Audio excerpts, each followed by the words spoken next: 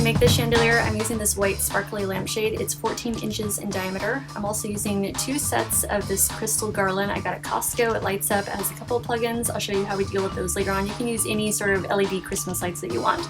And also I'm using these metallic twist ties and an upholsterer's needle. Or you can use anything that you need to be able to poke holes into your lampshade. So right now my lampshade is flipped upside down and I'm poking holes every 2 to 3 inches all the way around the perimeter of my lampshade.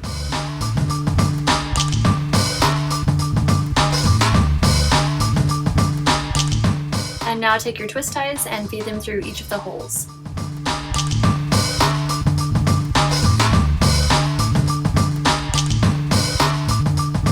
I'm starting with this end of the garland with the 2 prongs. Just drop that plug-in out of the way, just drop it into the center of your lampshade and don't worry about that right now. We're just going to focus on attaching our garland with the twist ties. So just go all the way around and attach your garland to the very top rim of your lampshade.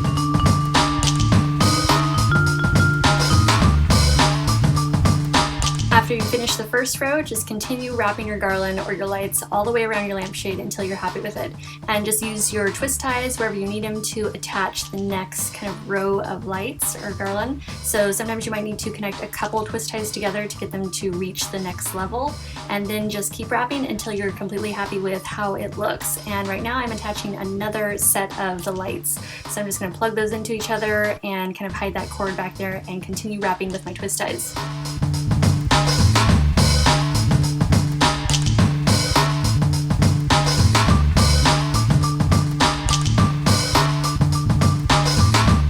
To remove the old light plate. So I'm taking that down and I'm removing one of the light bulbs. And then there's this nifty little light socket that has 2 electrical outlets on it. You can pick these up at any hardware store. So I'm screwing that in and I'm replacing the light bulb. Where my old light plate was screwed on, I'm attaching a coupling and then a 6-inch extender. You can find these items in the lighting department in the hardware store. I'm also attaching another coupling to the bottom of that extender. The chandelier will press against that bottom coupling and then attach the finial, and this is what the setup looks like. I also ended up adding an extra hex nut just below that coupling, so it's just above the chandelier and below the coupling just to add a little more stability. And then plug in your lights and this is the result. And since your LED lights are attached to the same electrical source as your light bulbs, when you flip the switch when you walk in the room, all of the lights turn on at the same time just as they normally would.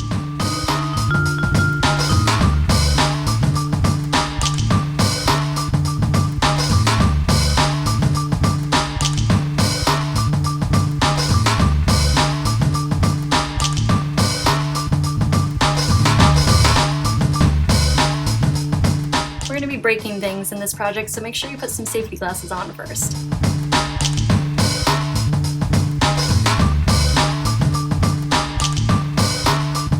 This was an old cheap mirror that I got at Lowe's for about $6. I'm breaking this up, but if you're uncomfortable with the idea of breaking a mirror yourself, you can always go to a glass shop and ask if they have any broken mirror that you can just have. So I have this piece of really thin masonite that I got at the Restore, Habitat for Humanity's The Restore for $1, and Michael just attached some 1x1s to the back to create some stability and kind of a frame around the back of it. And then on the front, I'm just placing my broken pieces of mirror, kind of just deciding what design I want. I wanted kind of an explosion, sort of a sun. I'm using this mirror mastic. It's Loctite. It's mirror adhesive. It's safe to use on the back of mirrors. It won't cause them to blacken or discolor on the back.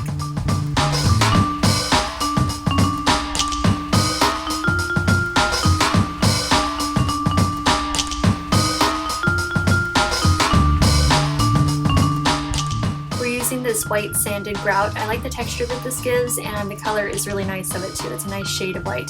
So we're using about 1 quart of water for about half a bag of grout. It takes a lot more grout than we actually expected, so half a bag was perfect for this project. And when you're stirring it up, you want kind of a cake batter, sort of frosting sort of texture. The grout itself is really easy to use, it's easy to mix, it's just a little messy, so you might want to put down a tarp or some plastic before you get started.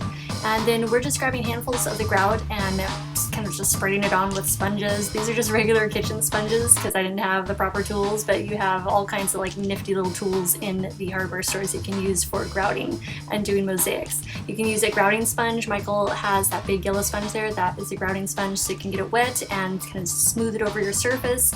And now it is drying. So the mirror is fairly clean. We wiped it as clean as we could to get that haze off, and then he's painting the edge. So we're using this bare sea salt paint. It was the perfect shade of white to kind of match the actual color of the grout. And then we attach the picture hanging hardware to the back of the frame.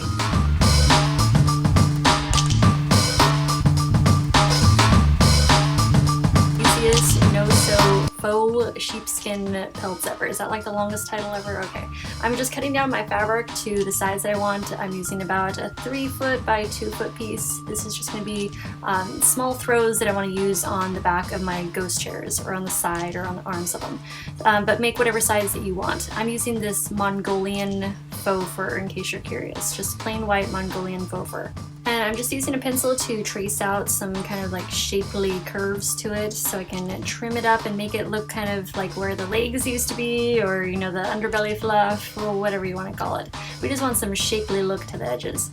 And just cut out the shape you drew. And a quick tip is, since we're doing a no-sew, you want to find a fabric that is not going to continuously fray or shed on the edges. You want it to have a nice backing. So this has a good back, so I don't have to worry about hemming it or adding any fabric to the back of it.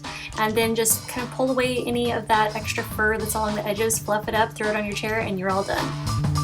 I'm actually using this one that I already used when I made my sweater candles, so that's why it's missing its arms already.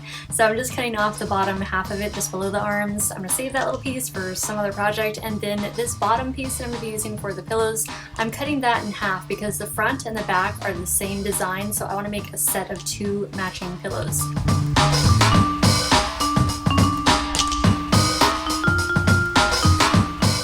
Now I'm taking one of the pieces of sweater and laying it over the pillow that I want to use. I'm just kind of making sure that it's going to fit. I'm going to have to really stretch it out to get it to fit, so these are going to be some very plump pillows.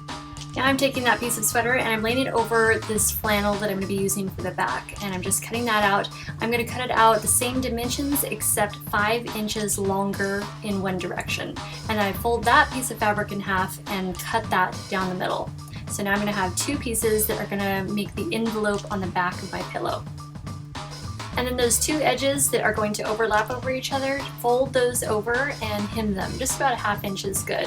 And so you just want to do a regular straight stitch and just beginning and ending with a back stitch.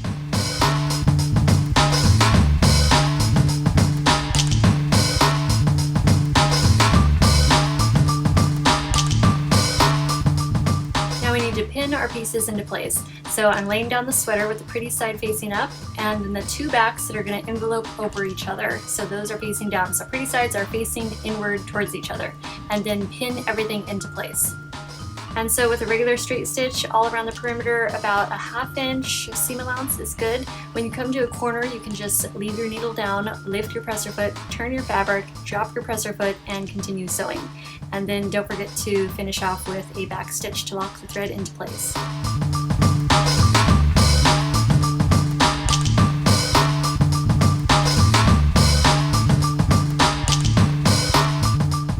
And to make those corners less bulky, you can just trim off the corners just outside the seam, and then trim off any extra sweater bits there might be. Turn your pillow cover right side out, insert your pillow, and you now have a super plush and cozy sweater pillow.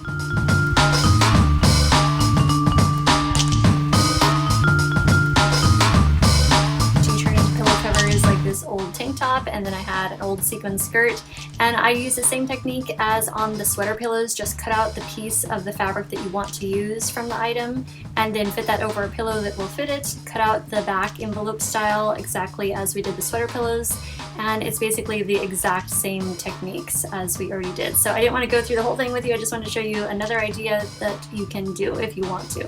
So I hope you guys enjoyed. Thank you so much for hanging out with me today, and I shall see you in the next video. Thanks for watching. Bye.